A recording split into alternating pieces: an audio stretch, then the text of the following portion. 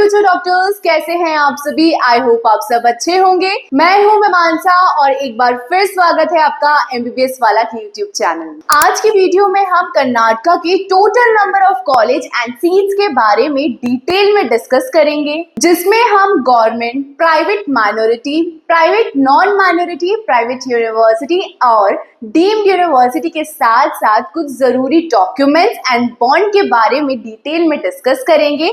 तो अगर आप कर्नाटका में एडमिशन लेना चाहते हैं तो ये वीडियो आपके लिए काफी हेल्पफुल होने वाली है, तो वीडियो में एंड तक बने। चलिए अब जानते हैं total number of seats and college कितने हैं कर्नाटका में। तो दोस्तों, कर्नाटका स्टेट में टोटल 69 मेडिकल कॉलेज हैं और उन कॉलेज में टोटल नंबर ऑफ सीट्स 11,745 है।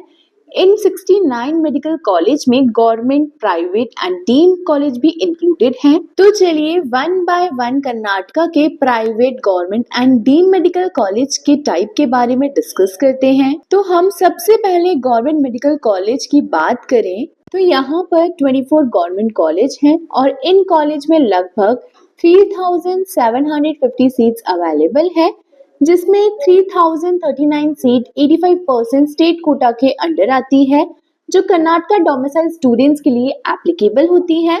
और जो 572 सीट्स हैं वो 15% ऑल इंडिया कोटा के अंडर आती है, जिसमें किसी भी स्टेट के कैंडिडेट एमसीसी काउंसलिंग प्रोसेस के थ्रू अप्लाई करते हैं और जो ईएसआईसी कैंडिडेट हैं उनके लिए 139 सीट्स रिजर्व्ड होती हैं। और दोस्तों, 85% स्टेट कोटा गवर्नमेंट सीट की काउंसलिंग किया के थ्रू होती है। तो ये था कर्नाटका के गवर्नमेंट मेडिकल कॉलेज के बारे में डिटेल्स। अब बात करते हैं कर्नाटका के प्राइवेट कॉलेज के बारे में। तो सबसे पहले आपको किसी भी प्राइवेट कॉलेज में एडमिशन लेने से पहले ये जानना जरूरी है कि प्राइवेट कॉलेज होता क्या है और इसको ओन कौन करता है। तो चलिए दोस्तों, हम मीनिंग ऑफ प्राइवेट कॉलेज जान लेते हैं। तो दोस्तों, कर्नाटका में टोटल 32 प्राइवेट मेडिकल कॉलेज हैं और इन 32 कॉलेज में अराउंड 5,445 सीट्स हैं। यहाँ पे प्राइवेट मेडिकल कॉलेज को 3 कैटेगरीज में डिवाइड किया जाता है, जैसे माइनॉरिटी, नॉन माइनॉरिटी और प्राइवेट कॉलेज। और दोस्तों, इन कैटेगरीज की जो सीट है वो government, private, NRI and management quota में डिस्ट्रीब्यूट की जाती है। कर्नाटका के हर प्राइवेट कॉलेज की सीट्स को ये 4 टाइप में डिवाइड किया जाता है। तो दोस्तों चलिए one by one private college की कैटेगरीज और उनके कोटा वाइज सीट डिस्ट्रीब्यूशन को डिटेल में समझते हैं। तो सबसे पहले हम प्राइवेट माइनॉरिटी कॉलेज यानी एक ऐसा एजुकेशनल इंस्टीट्यूशन जो किसी स्पेसिफिक माइनॉरिटी कम्युनिटी जैसे रिलीजियस यानी मुस्लिम, क्रिश्चियन, जैन या लैंग्विस्टिक यानी तमिल, तेलुगु एक्सेट्रा कम्युनिटी के लिए रिजर्व्ड होती है। आर्टिकल 30 के तहत माइनॉरिटी कॉलेज को कुछ स्पेसिफिक राइट दिए जाते हैं ताकि वो अपने कल्चर और एजुकेशन राइट को प्रिजर्व कर सके। तो दोस्तों, कर्नाटका में टोटल माइनॉरिटी कॉलेज 12 है, जिनमें अराउंड 2000 सीट्स हैं। तो चलिए हम माइनॉरिटी कॉलेज की कैटेगरी वाइज कोटा डिस्ट्रीब्यूशन को समझ लेते हैं। गवर्नमेंट कोटा सीट्स उन स्टूडेंट्स के लिए होती है जो नीट यूजी एग्जाम में अच्छी रैंक लाते हैं। गवर्नमेंट कोटा सीट में प्राइवेट सीट्स के कंपैरिजन में फीस काफी कम होती है, इसलिए ये सीट काफी कॉम्पिटिटिव होती है। माइनॉरिटी कॉलेज में 25% सीट गवर्नमेंट कोटा के लिए रिजर्व्ड होती है, जिसमें अराउंड 460 सीट्स होती है। और फर्दर इन सीट्स को भी कुछ कैटेगरीज जैसे GM, SC, ST and OBC category में डिवाइड किया जाता है। अब हम माइनॉरिटी कॉलेज के प्राइवेट कोटा सीट डिस्ट्रीब्यूशन के बारे में जानते हैं। प्राइवेट कोटा या जिसे ओपन कोटा भी कहा जाता है, 55% कोटा यानी 1170 सीट्स प्राइवेट मेडिकल कॉलेज में अवेलेबल होती है। इन सीट पर एडमिशन के लिए ज्यादा हाई नीट स्कोर की जरूरत नहीं होती है, लेकिन इनका fees structure government Kota seats के कंपैरिजन में काफी हाई होता है और कोई भी स्टेट के स्टूडेंट्स इस कोटा के थ्रू एडमिशन ले सकते हैं। इसके बाद हम बात करेंगे एनआरआई कोटा की। तो दोस्तों, यहाँ 15% NRI quota seat non resident Indian NRI students के लिए रिजर्व्ड होती हैं, जिसमें अराउंड 274 सीट्स हैं। जो एनआरआई कैंडिडेट इंडिया में आकर अपनी स्टडी कंप्लीट करना चाहते हैं ये कोटा उन स्टूडेंट्स के लिए होता है जिनके पेरेंट्स, सिबलिंग्स या रिलेटिव जैसे दादा दादी, चाचा चाची, मामा मामी एनआरआई हो या फिर पर्सन ऑफ इंडियन ओरिजिन यानी PIOS या फिर OCI overseas citizen of India से होते हैं।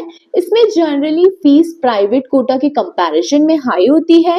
फिर बात करें अदर कोटा या मैनेजमेंट कोटा की, तो माइनॉरिटी कॉलेज में 5% यानी 96 seats management and other quota के थ्रू एडमिशन लेने वाले स्टूडेंट्स के लिए होती है, लेकिन उसके लिए उन्हें रेगुलर फीस से ज्यादा फीस देनी पड़ती है।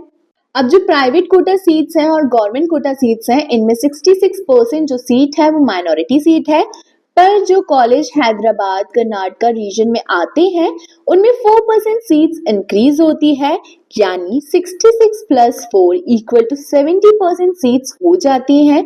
तो चलिए दोस्तों कैटेगरी वाइज देखते हैं कि 66 प्लस 4% सीट्स जो है वो कौन कौन से माइनॉरिटीज को माइनॉरिटी कोटा सीट मिलती है। दोस्तों GHM जनरल मेरिट हैदराबाद जो कर्नाटका रीजन में आते हैं उनके लिए भी ये सीट्स रिजर्व्ड होती है।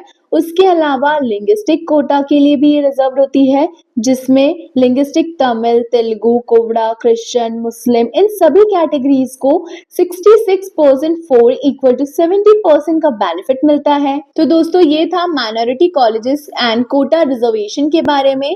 अब जानते हैं दूसरा प्राइवेट नॉन माइनॉरिटी कॉलेज के बारे में। नॉन माइनॉरिटी कॉलेज एक ऐसा कॉलेज होता है जो किसी स्पेसिफिक रिलीजन या लैंग्विस्टिक माइनॉरिटी कम्युनिटी के लिए रिजर्व नहीं होता है। ये कॉलेज सभी स्टूडेंट्स के लिए ओपन होते हैं, चाहे वो किसी भी कास्ट, रिलीजन या लैंग्वेज से बिलोंग करते हो। इनमें admission merit, government quota, private quota और NRI कोटा के थ्रू होता है, लेकिन इनमें किसी भी पर्टिकुलर माइनॉरिटी कम्युनिटी के लिए सीट रिजर्व नहीं होती है। नॉन माइनॉरिटी कॉलेज में एडमिशन ज्यादातर मेरिट बेस या गवर्नमेंट के प्रिस्क्राइब्ड रूल के थ्रू होते हैं। तो कर्नाटका में नॉन माइनॉरिटी कॉलेज टोटल 13 है, जिनमें अराउंड 2145 सीट्स हैं। तो चलिए नॉन माइनॉरिटी कॉलेज की category wise quota seat distribution को समझ लेते हैं। तो सबसे पहले बात करते हैं गवर्नमेंट कोटा की।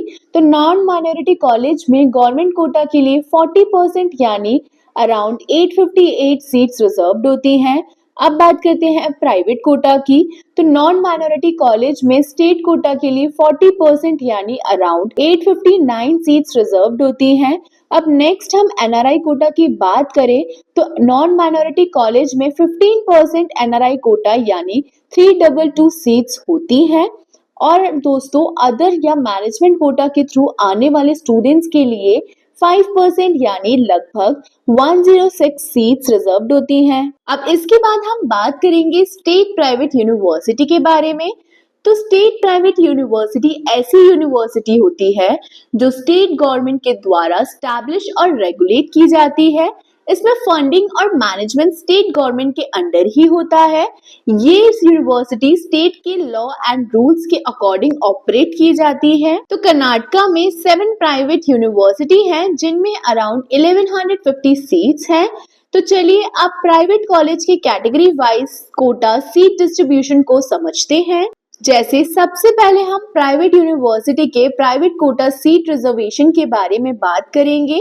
तो यहाँ पर 40% यानी 483 सीट्स प्राइवेट कोटा के लिए रिजर्व्ड होती हैं।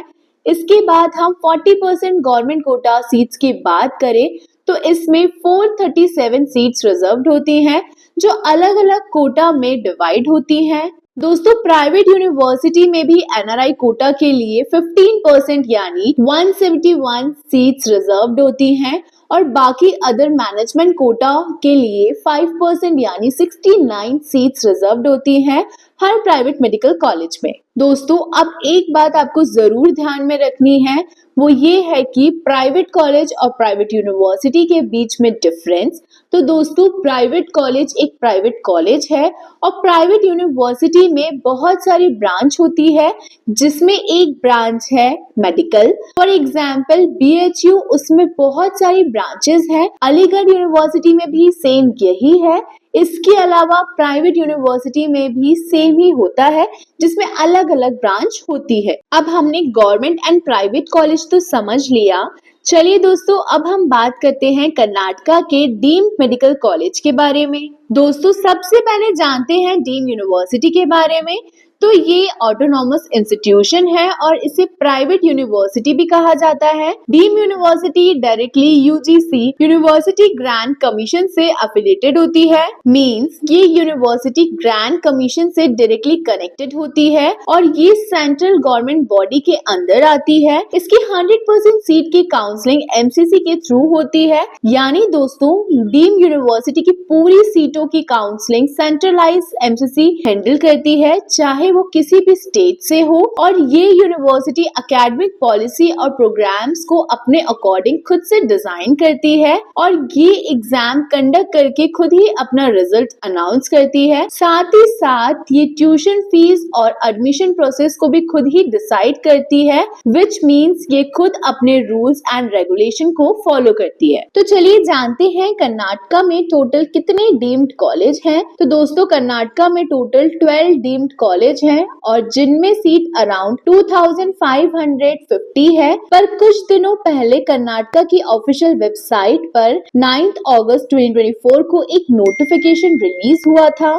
जिसमें मेंशन था कि डीम्ड मेडिकल कॉलेज की 25% सीट्स गवर्नमेंट कोटा के लिए रिजर्व रहेगी। बाकी बची हुई सीट्स एनआरआई, मैनेजमेंट और डीम्ड कोटा के बीच में डिस्ट्रीब्यूट होती हैं। किसी भी स्टेट की डीम्ड यूनिवर्सिटी में स्टेट रिजर्वेशन सिस्टम नहीं होता है। दैट मीन्स यहाँ कैटेगरी वाइज सीट डिस्ट्रीब्यूशन नहीं होता है। डीम्ड यूनिवर्सिटी में एडमिशन लेने के लिए इंडिया के सारे स्टेट के स्टूडेंट्स इक्वली एलिजिबल होते हैं। कर्नाटका में डीम्ड यूनिवर्सिटी की फीस प्राइवेट के कंपैरिजन में हाई होती है। दोस्तों, हमने government, private and deemed university के कैटेगरी वाइज सीट डिस्ट्रीब्यूशन तो समझ लिया, पर अब हम जानते हैं कुछ जरूरी डॉक्यूमेंट्स के बारे में जो आपको minority, non minority, government and private medical college में एडमिशन लेने में हेल्प करेंगे। चलिए सबसे पहले कुछ रेगुलर डॉक्यूमेंट्स के बारे में डिस्कस कर लेते हैं जो आपको government, private, deemed, minority and non minority college में आपको रिक्वायर्ड होंगे। जैसे नीट का आपका रैंक कार्ड, एडमिट कार्ड, आपकी 10th-12th की marksheet, transfer certificate, migration certificate, आपका कैरेक्टर सर्टिफिकेट, डोमिसाइल सर्टिफिकेट भी रिक्वायर्ड होगा। अगर आप कर्नाटका डोमिसाइल है तो कास्ट सर्टिफिकेट भी आपका रिक्वायर्ड होगा। आईडी प्रूफ लगेगा, जैसे Aadhaar card, passport and etcetera. Passport size आपकी कुछ फोटोग्राफ लगेंगी। ये थी लिस्ट फॉर कॉमन डॉक्यूमेंट्स। अब बात करते हैं माइनॉरिटी कॉलेज में अगर आप एडमिशन ले रहे हैं तो उसके लिए कुछ रिक्वायर्ड एडिशनल डॉक्यूमेंट्स की।